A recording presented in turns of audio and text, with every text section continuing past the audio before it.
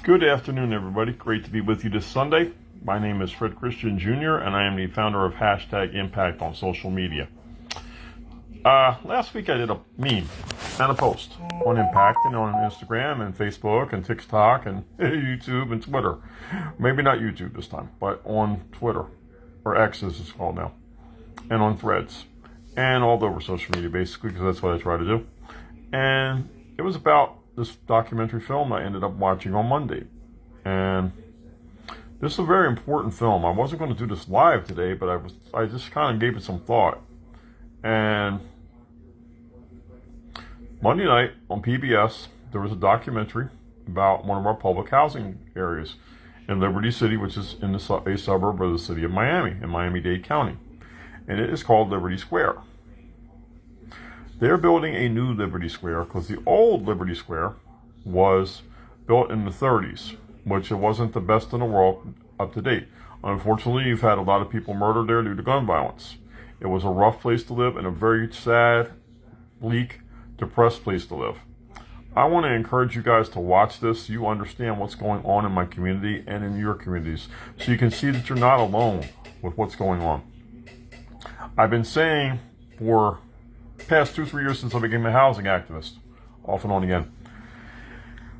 You have two Americas, you have two Miamis. You've got a rich Miami and you've got a poor Miami. You got a poor Miami with Liberty City and still pockets remaining of Overtown.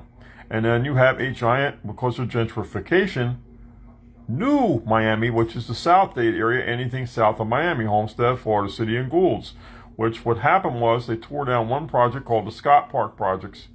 The people were told they could come back. They couldn't. So they ended up relocating in various parts of Miami-Dade and different parts of Broward. Okay?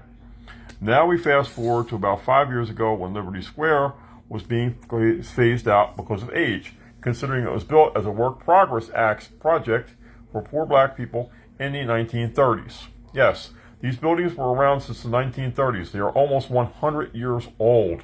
People were living in 100-year-old buildings, and these weren't the kind of 100-year-old buildings like you see in Philadelphia, D.C., Boston, Chicago. These buildings were not meant to last 100 years. They were falling apart. They were fire traps, and you couldn't even have your kids play outside because it was so unsafe with the gun violence. My friend Letha Cheryl Bush lost one of her brothers in what they call the Pork and Beans, which is Liberty City, which is what this was and is. And that's the testament to the gun violence and the violence in this area. So what they decided to do was redevelop it and make a new Liberty Square. The new Liberty Square is a very nice apartment complex. The community room is very nice. But not all the residents were invited back to live there, because they wanted to take some of it and make it mixed use, some of it for private renters, and some of it for public housing. So not all the people that lived there could come back there. Some were not wanted back there, yes, because they did some things that were wrong. But where did these people go, and where did they end up going? They took their homes away from most of them, or all of them really, because they were poor through no fault of their own, rather than slowly but surely bring them back if they wanted to come back and live there. They were comfortable there. That was their life. That was their home. That was their roots. And you uprooted people for no reason, which we have to have a solution for people. We cannot have people living in rundown slums paying top dollar for them. The average rent in Miami-Dade County is $3,000 per month. Yes, for one bedroom in a decent place. You've got high rises up the rear end here being built. Yet the people like me that are disabled and my elderly father, where do we go? If our place suddenly, God forbid, was condemned or couldn't run anymore, and our apartment's in pretty good shape, it's 25 years old, but still, after 30 years, the buildings start going on the downside, and ours is only 2 stories. The high rises, there's tons of them down here, they're 25, 30 years old. You know, and it's not good.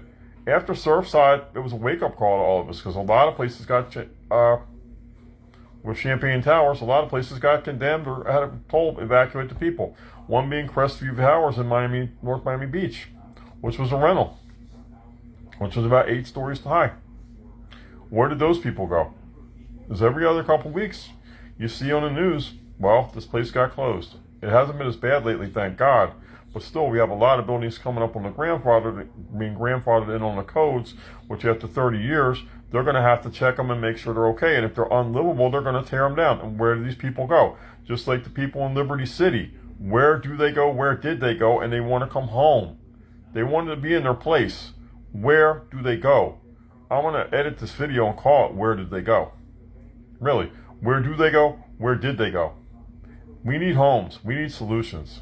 I mean, my personal thing is, I think Section 8 programs should be expanded for working families, for people that have jobs, for families like my father and me that are disabled and elderly, that we have a chance to at least have dignity and can pay our rent. Make it more like the food stamp program and make it more accessible, not less accessible. Which tomorrow I'm going to be applying for Section 8 again for us, which I hope we get it because we need it. And a lot of people out there struggling because Florida and Miami, not only is our rents high, we are one of the highest food costs in the country too. And we don't pay enough for people. People are struggling here, and they deserve good, safe houses that are clean and safe. They deserve to return to their communities. So I want to close this up with one request. If you can, and you watch this video and you haven't, I'd like you to go on PBS and they can stream it or find out if you can do it on your community maybe, and watch Raising Liberty Square, because I want people to see what our community looks like, both sides of it, the good and the bad. I want them to understand how people are living here. So I want to thank you all for this opportunity. My name is Fred Christian. I'm a disabled community activist with the organization known as #Impact. Thank you all, and God bless.